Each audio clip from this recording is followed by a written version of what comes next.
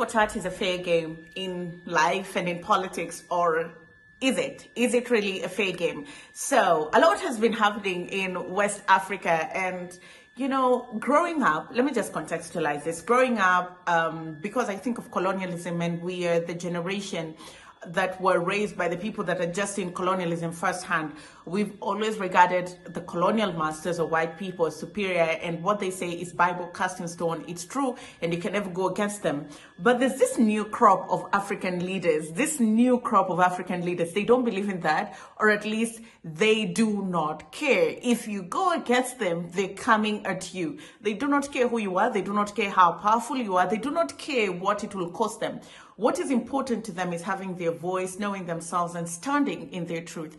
And I feel like many African countries have been tippy-toeing around neo-colonialism and the place of the white masters on the continent. But this new crop of leaders, they're not having any of it. Let me put this into context. So there have been several military coups in the West African region, Mali, Burkina Faso, Niger, Guinea, and there have been different reasons for why the military coups have been happening.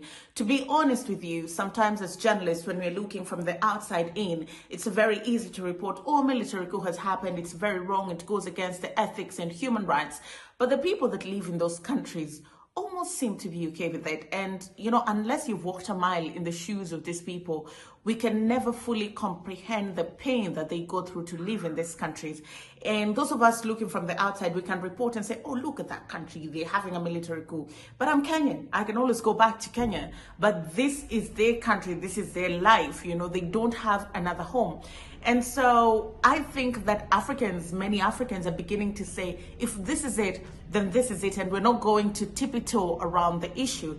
And so the military coups have not gotten a lot of pushback from the natives as we had seen before. People are beginning to say, whichever way change will come, we're going to embrace it.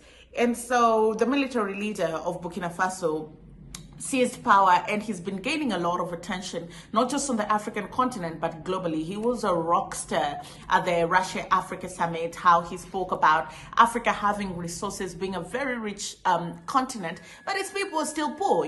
He spoke about people freezing out aid from Burkina Faso, and he said, listen, since independence, you've been helping us, and we're still poor. So, something is very wrong with this dynamic that we have with you. And if you read Dambisa Moyo's book, Dead Aid, she talks about it. Aid is like a cuff. It's a shackle that holds you and keeps you bounded forever. Because, after the several wars that happened, First World War, Second World War, and Cold War, aid was sent to Europe. It was short, sharp, and targeted to ensure that these people can come out of their situation. But aid is always being sent to the African continent, yet Africa is still poor. So what is the essence? And in that thinking, then, it just shows you that Africans are beginning to revolutionize how they think. So in the military coup happening in Burkina Faso, Mali, and Niger, Air France suspended its flights to their respective countries, and they were not certain when they will resume the routes. They were very unsure because of political instability in the Sahel region. And so they were like, no, we will not operate these routes again. We will reroute to safer countries, more stable economies like Ghana.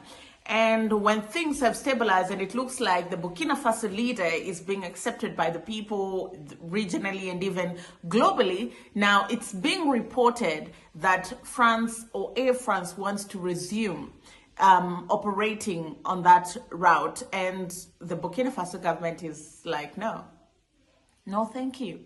You suspended your flights. You felt like we were a threat to your security. Okay, but no thanks. Welcome back here again. Now, this is a double-edged sword. Let's look at the cons. I think it's always very important when the global community, we cannot, even in as much as we're trying to unshackle ourselves, we are still part of a global ecosystem, and it has to be gradual, and it has to be just, and it has to be fair.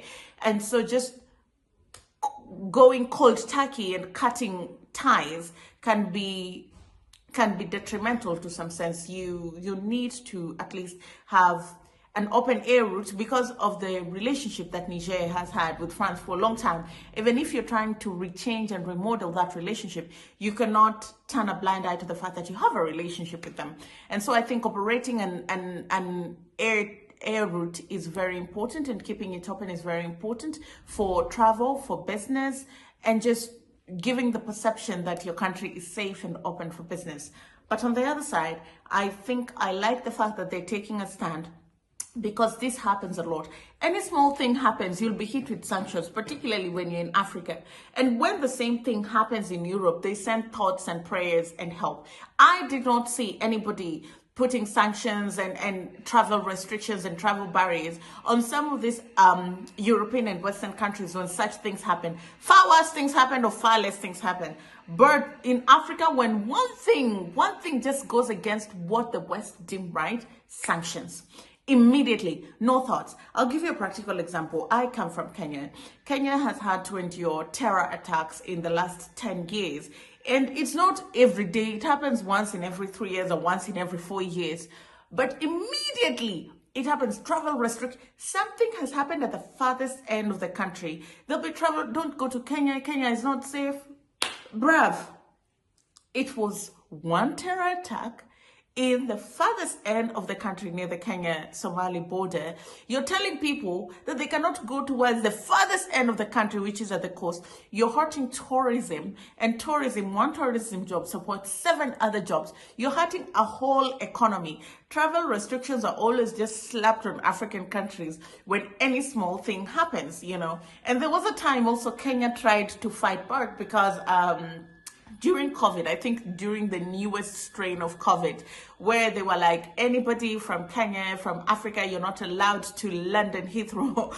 And that time, the permanent secretary to the Ministry of Foreign Affairs was also, you know, one of those people who, you hit me with fire, I hit you back with fire. He also said, listen, your people are not welcome in Kenya. If our people cannot access your country, then your people are not welcome.